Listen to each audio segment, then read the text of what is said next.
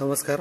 आपण देऊळगाव राजा या ठिकाणी आलेलो आहोत आणि सनेज कंपनीचे काही प्रोडक्ट वापरून इथे एक रिझल्ट आलेला आहे, तो आपण त्यांना प्रत्यक्षात विचारू. बाबा, तुमचं नाव काय? श्रीकृष्ण सकाराम मुळे. बर, काय आजार होता तुम्हाला? काय तकलीफ होती? मला दाताचा प्रॉब्लेम होता. दात माझा एकदम हालत होता.